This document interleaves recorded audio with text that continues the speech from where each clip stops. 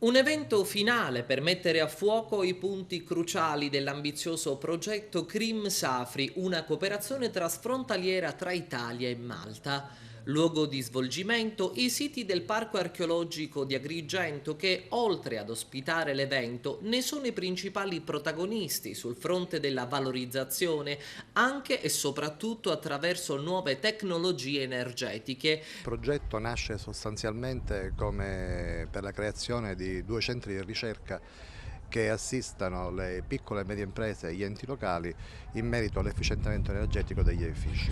Quindi risparmio energetico, minori consumi secondo le strategie ultime anche legislative.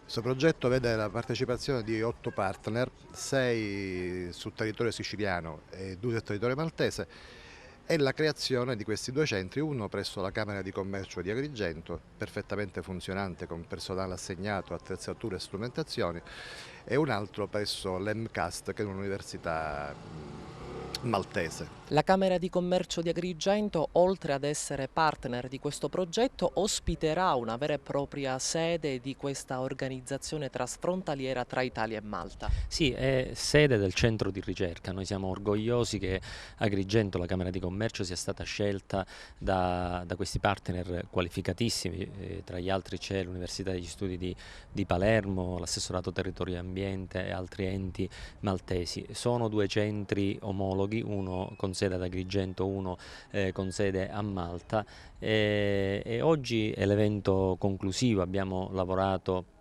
2 anni su questo progetto portando dei risultati significativi. Ancora tanta strada deve essere fatta, continueremo ora anche in assenza dei fondi europei, continueremo questa esperienza convinti di questo sforzo, di questo balzo in avanti che prima che essere economico deve necessariamente essere culturale, quindi un investimento in infrastrutture immateriali che porterà sicuramente dei benefici anche all'aspetto economico di questa terra.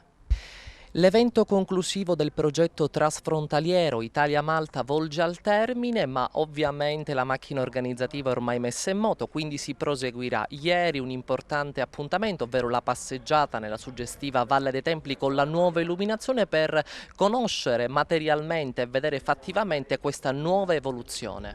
Sì, il progetto chiaramente continua, anche se continuerà non più con fondi pubblici, ma continuerà con le proprie risorse. Su questo, come dicevamo ieri, la Camera di Commercio è stata molto presente di Agrigento ed è impegnata su questo fronte. Abbiamo rilevato nel corso del progetto, e ne abbiamo una contezza, che le piccole imprese del territorio hanno ben risposto dopo un primo momento, diciamo, di diffidenza rispetto all'ipotesi che noi formulavamo. Adesso sono contente e vogliono seguirci nel percorso di innovazione tecnologica